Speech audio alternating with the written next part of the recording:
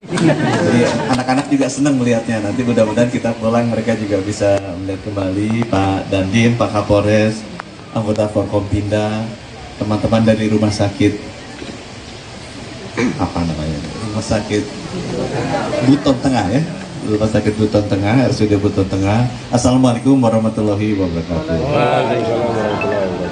Ini Pak Prabowo memang menugaskan saya membangun 66 rumah sakit tipe C di seluruh kabupaten kota yang belum ada tipe C-nya.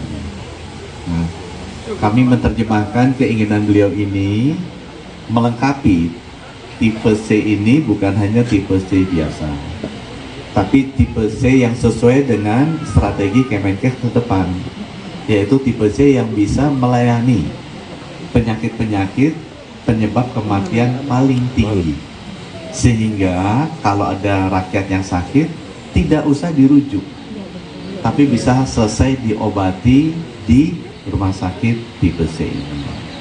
Seluruh 514 kabupaten kota rencananya akan kita lengkapi dengan rumah sakit tipe C yang baru ini. Apa penyakit yang paling banyak? Ini Pak Gub, Pak Bupati, ini juga penting buat TNI sama Polri, karena banyak orang mengira TNI dan Polri itu banyak yang meninggalnya tertembak, kebacok, ternyata salah. Paling banyak meninggalnya ya karena sakit jantung, sakit stroke. Saya udah cek sama Pak Kapolri, Pak Panglima, lebih banyak yang meninggal karena sakit jantung, stroke, ginjal dibandingkan dengan yang ketembak. Ya. Penyakit stroke itu di Indonesia nomor 1 pembunuhnya, 300.000 setahun ya. Jantung kedua 250.000, kanker nomor 3, nomor 4 ginjal.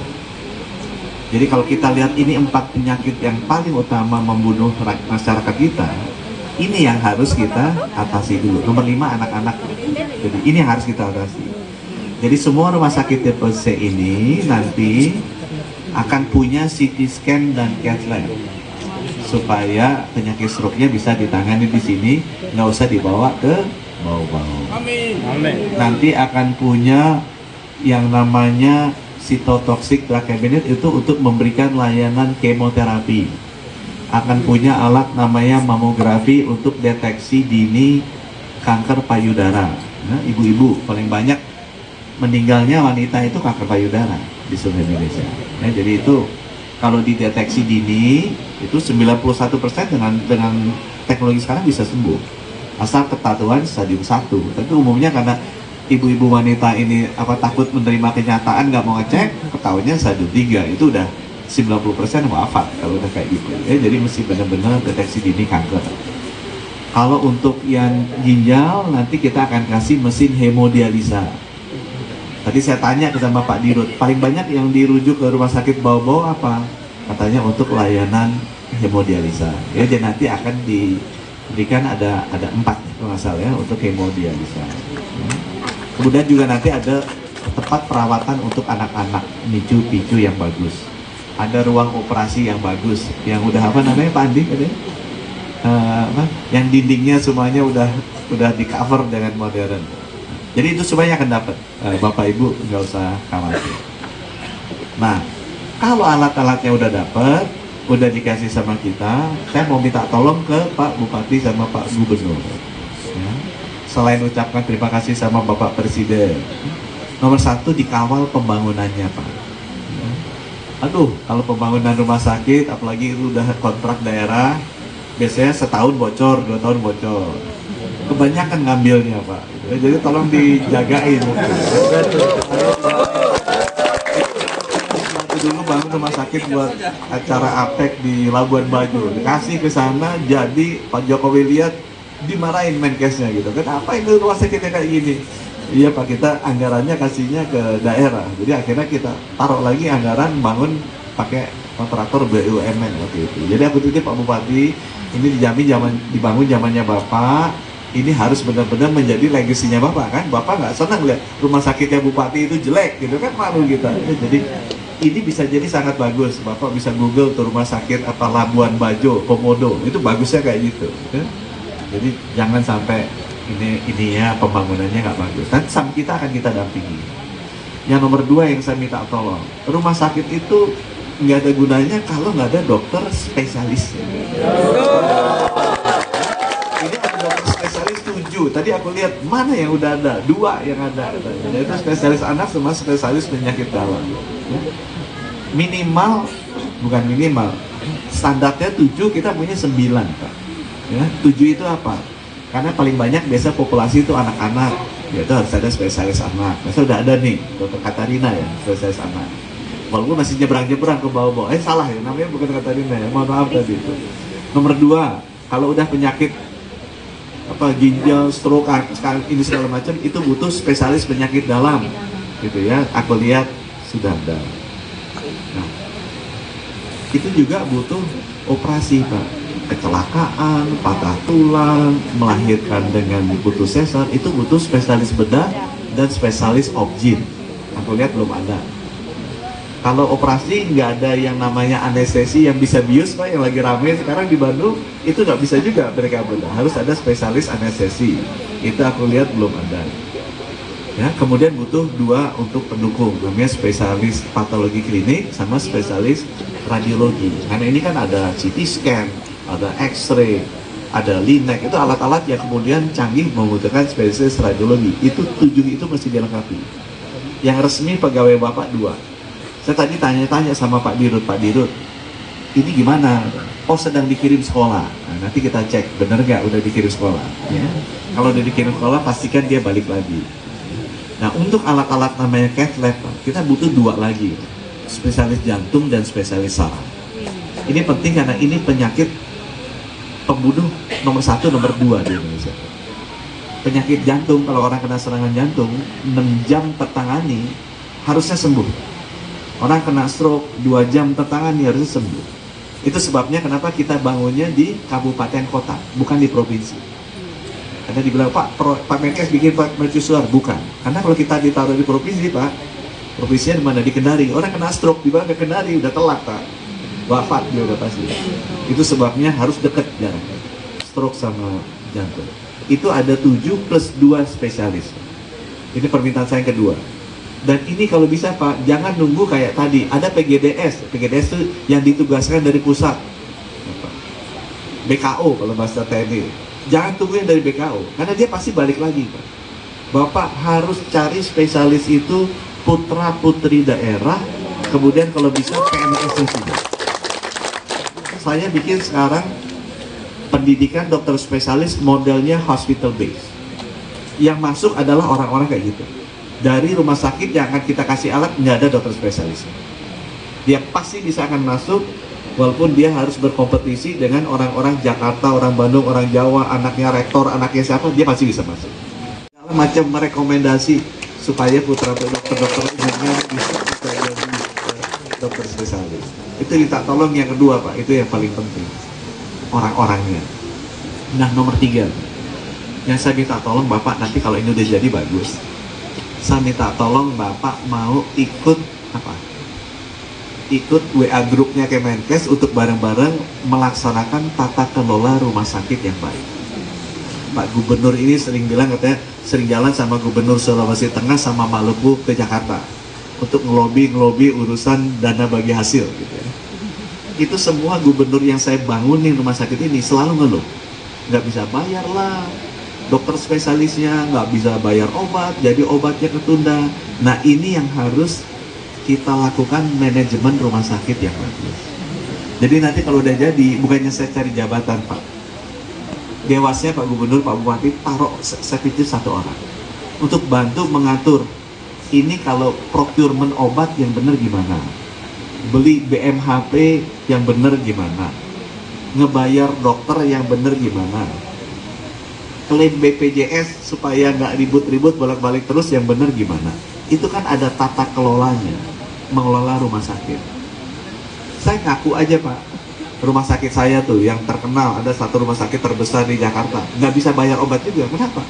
Ternyata kalau beli obatnya harganya bisa 2 kali lipat dari rumah sakit saya yang lain. Itu rumah sakit Kemenkes, kan lucu, Pak. Ya, kalau kita beli misalnya satu saya ingat kemarin itu total knee replacement set. Jadi kalau ganti itu ortopedi mesti ganti. Itu ada setnya, Pak, untuk ganti lutut gitu. Ada merek Zimmer, merek Dupois, segala macam gitu. Nah itu harganya yang dibeli di rumah sakit Solo sama rumah sakit Jakarta bisa 2 kali yang Jakarta. Itu kan nggak bener. Ya. Kita ngerti juga gimana tata kelola perdagangan antara perusahaan-perusahaan obat dan perusahaan farmasi ini kan, itu yang nanti akan kita atur supaya standar. Nah itu titik saya ketiga, Pak. Supaya tata kelola rumah sakit Bapak bukan hanya fisiknya bagus, dokternya bagus, tapi manajemennya bagus. Klaim BPJS-nya bagus, manajemen rumah sakitnya bagus, procurementnya bagus, catatan keuangannya bagus. Jadi nggak sayang gitu, jadi nggak rusak kemudian rumah sakitnya ke depan. Nah, yang keempat yang paling penting, Pak, sebagus-bagusnya rumah sakit, kenapa namanya rumah sakit? Karena ini rumah untuk merawat orang sakit supaya sembuh kembali jadi sehat. Kenapa namanya Menteri Kesehatan? Kenapa namanya Kepala Dinas Kesehatan, bukan Kepala Dinas Kesakitan atau Menteri Kesakitan? Karena tugasnya adalah menjaga tetap sehat. Jangan sampai sakit. Nah, Pak Gubernur, Pak Bupati, tugas kita sebagai pimpinan lebih penting menjaga masyarakatnya tetap sehat. Bukan hanya mengobati pada saat dia sakit. Kalau udah sakit udah telat. Orang udah cuci darah, itu pasti IGFR-nya udah turun dari 90 ke 60 ke 45, 15, nggak diapa-apain selama berapa tahun dia cuci darah. Orang kena stroke udah pasti dia punya darah tinggi, punya kolesterol, punya gula darah, nggak pernah dirawat 3 tahun, 4 tahun, 5 tahun, jadi dia kena stroke sama jantung. Nah tugas kita jangan sampai sakit, menjaga masyarakat tetap sehat. Itu sebabnya namanya Menteri Kesehatan dan namanya Kepala Dinas Kesehatan. Gimana jaganya Pak? Pak Prabowo udah bikin program nasional paling besar dalam sejarah bangsa Indonesia, namanya program cek kesehatan gratis. Setiap ulang tahun boleh cek. Sebenarnya aslinya ini pemaksaan periksa kesehatan. Coba kalau ngomongnya wajib periksa, orang Indonesia lari. Kalau kita ngomong hadiah ulang tahun, dan semua orang mau minta hadiah, gitu kan? Jadi dibilangin namanya hadiah dari Bapak Presiden untuk ulang tahun. Itu idenya Bapak Presiden, supaya orang mau dicek. Yang dicek kalau saya, yang diingat 5 aja Pak. Ya Pak. Itu tekanan darah mesti di bawah 120/80 gitu ya. Gula darah bagusnya HbA1c di bawah 5,7, atau kalau gula darah total di bawah 200. Kolesterol Pak, lemak darah itu bagusnya LDL di bawah 100, atau kalau enggak totalnya di bawah 200. Kemudian ginjal itu ureum kreatinin rasio, tinggal kencing diukur kelihatan gitu ya, atau mau diukur lebih canggih lagi ada namanya IGFR tuh kayak LDL HDL Pak. Itu bisa diukur di puskesmas. Kalau yang namanya IGFR itu harus di atas 90. Kalau albumin kreatinin rasionya itu kalau bisa antara 30 sampai 300. Ya, dekat-dekat 30 lebih bagus. Sama yang terakhir lingkar perut. Lingkar perutnya harus kayak paguk gitu ya. Kalau laki-laki di bawah 90 cm. Kalau beli celana mesti 32. Kalau udah di atas 32, nah itu artinya lingkar perutnya di atas. Itu banyak fatty liver, itu bisa segala macam, itu bisa apa, bisa penyebab kanker, bisa penyebab apa, segala macam penyakit. Kalau perempuan mesti di bawah 80. Ya, ini bukan hidup.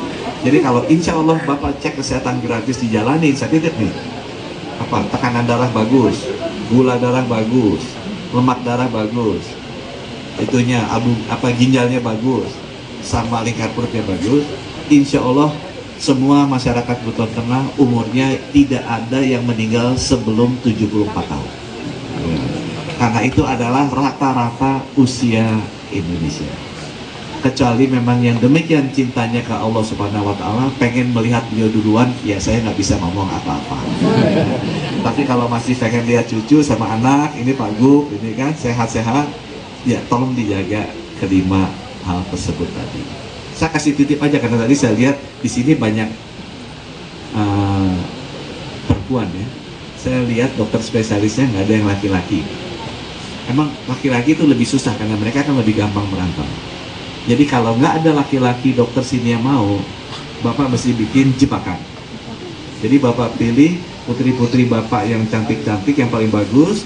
Begitu ada dokter spesialis lagi PGDS di sini, kita jerumuskan agar menikahi. Gitu. Menikahi putri-putri Buton, jadi dia nggak bisa lari dari Buton. Gitu kan? Jadi itu boleh juga dipakai, karena saya lihat nggak ada dokter laki-laki ya. Mungkin Bapak mesti pakai itu jurus beberapa bupati wali kota Begitu ada PGDS, dokter spesialis laki-laki yang belum menikah datang ke sini, nah kita langsung kenalkan dengan putri-putri tercantik Buton supaya menikah, dan alhamdulillah bisa stay di sini, bisa mengobati masyarakat Buton sehingga sehat selalu, usianya 74 gitu ya, nggak ada yang meninggal pada saat kerja, dan bisa produktif bekerja, lihat anak cucunya sampai nanti. Dan mimpi saya sebagai Menteri Kesehatan bisa tercapai. Terima kasih banyak, selamat, wassalamualaikum warahmatullahi wabarakatuh.